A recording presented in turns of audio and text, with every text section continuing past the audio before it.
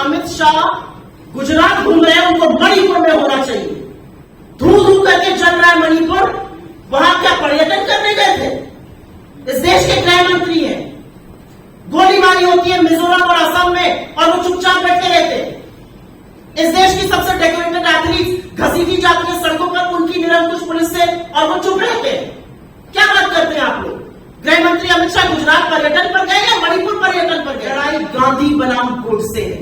आप गिरिराज सिंह का नाम बता रही हैं, कल पूर्व मुख्यमंत्री भी यही बोल रहे थे कि गोडसे बड़े भारत के वीर सपूत हैं। कौन से वीर सपूत हैं गोडसे?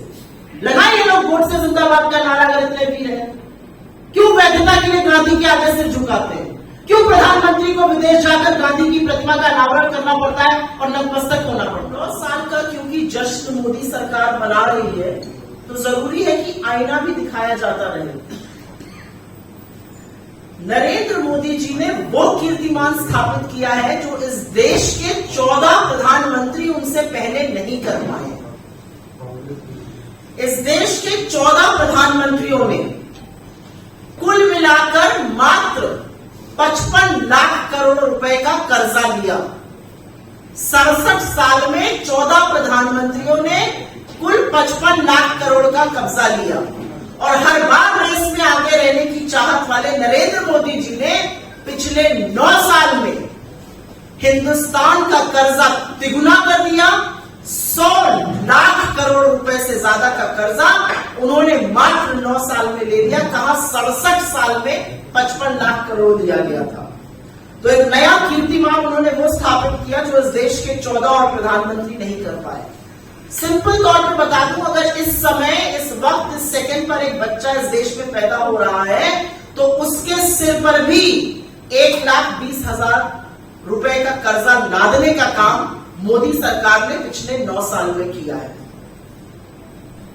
और अगर और सिंपली बोलने पर आ जाऊं तो हर सेकेंड इस सरकार ने 4 लाख रुपए का कर्जा लिया है, हर मिनट पर लगभग 2.5 करोड़ का लिया है, हर घंटे पर 144 करोड़ का कर्जा लिया है, 3,456 करोड़ का कर्जा हर दिन लिया है, हर महीने 1 लाख करोड़ से ज्यादा और हर साल लगभग 12.5 लाख करोड़ का कर्जा लिया है। इसीलिए 9 सालों में 100 लाख करोड़ से ज्यादा का कर्जा लेने का कीर्तिमान और इस देश के लोगों पर कर्जा के बोझ तले उनको दबाने का कीर्तिमान नरेंद्र मोदी जी ने स्थापित किया है।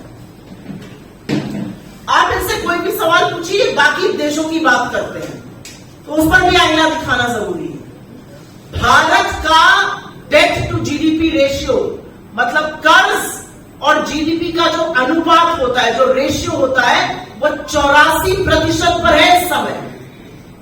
और हमारे तरह की जो इमर्जिंग मार्केट इकोनॉमीज है या प्रगतिशील डेवलपिंग इकोनॉमीज जिनको कहते हैं, उनका औसतन ये रेशियो 64.5% पे है। हमारा 84% पर है, उनका 64.5% पे है, 64.5% पर।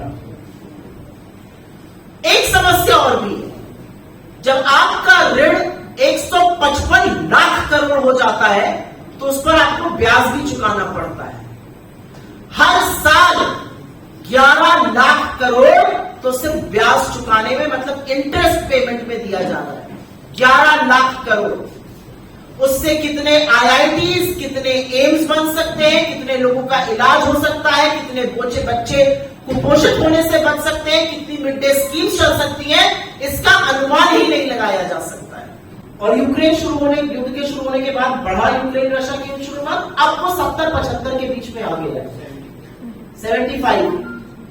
आपका दाम घटा है, पेट्रोल डीजल का दाम घटा है। ये कौन सा लॉजिक है कि बढ़ा नहीं है? डीरेगुलेटेड है ना इस देश में पेट्रोल और डीजल। तो अगर डीरेगुलेटेड है तो उसका मतलब है कि अगर विश्व में कच्चे तेल का दाम गिरेगा तो हम सस्ता पेट्रोल और डीजल खरीदेंगे, अगर बढ़ेगा तो हम महंगा देंगे। लगातार दाम गिर रहा है। 60 से 65 था 2014 से युद्ध शुरू होने से पहले। क्या आपके पेट्रोल और डीजल का दाम कम हुआ? नहीं।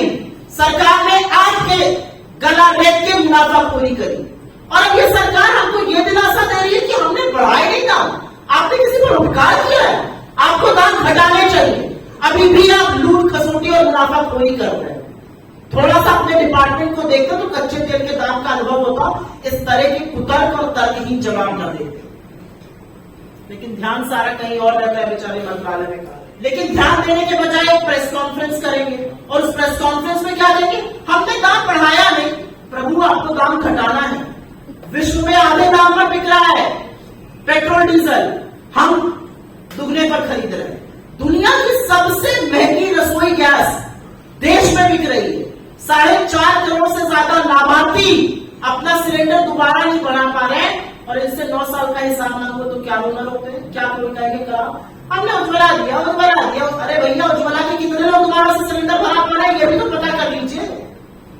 ये असलियत है सरकार की। देखिए, गृह मंत्री अमित शाह को 2-3 बातों का जवाब देना चाहिए। आपका सवाल का जवाब मैं जरूर दूंगी। गृह मंत्री अमित शाह गुजरात घूम रहे हैं, उनको मणिपुर में होना चाहिए। धू धू करके चल रहा है मणिपुर, वहां क्या पर्यटन करने गए थे? इस देश के गृह मंत्री हैं। गोलीबारी होती है मिजोरम और असम में और वो चुपचाप बैठ के रहते हैं। इस देश की सबसे डेकोरेटेड एथलीट घसीटी जाती है सड़कों पर उनकी निरंकुश पुलिस से और वो चुप रहते हैं। क्या बात करते हैं आप लोग?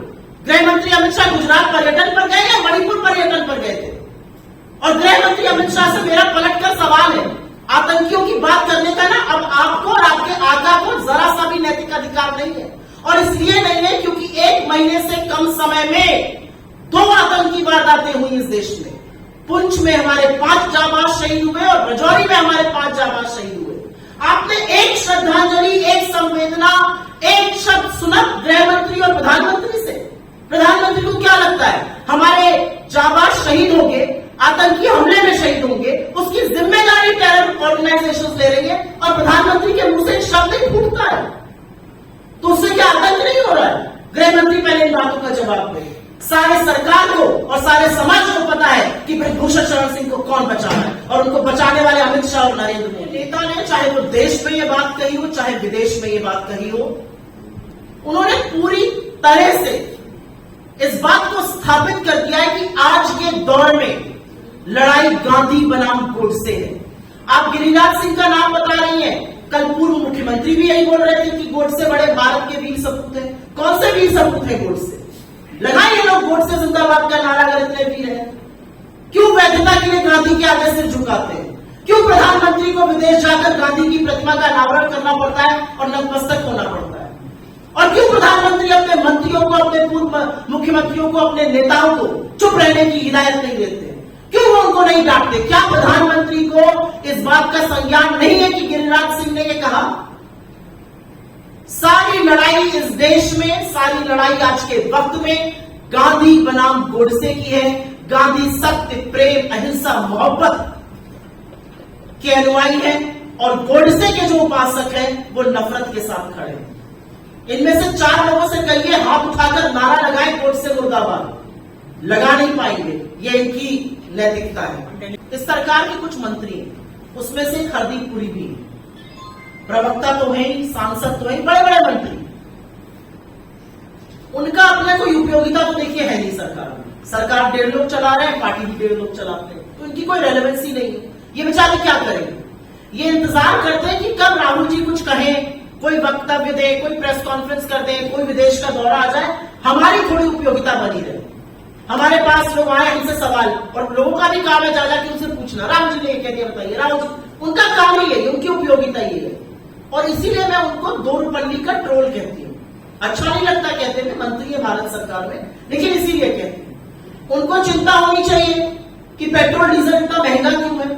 उनको चिंता होनी चाहिए कि रसोई गैस सबसे महंगे दाम पर क्यों बिक रही है विश्व में। उनको चिंता क्या है? राहुल जी ने क्या कह दिया? राहुल जी को चिंता विदेश में या देश में रहकर होती है, गरीबों की होती है, युवाओं की होती है, किसानों की होती है, ट्रक ड्राइवर की होती है, मनु बस्ती में रहने वाले लोगों की होती है, जिनकी चिंता आपको नहीं होती। आपको चिंता सिर्फ और सिर्फ एक आदमी की है। अब मुझसे यहां क्या कहलवाएंगे? एक मित्र जो मंत्रिमंडल में भारी है, उसी की चिंता में सारी सरकार मस्त है।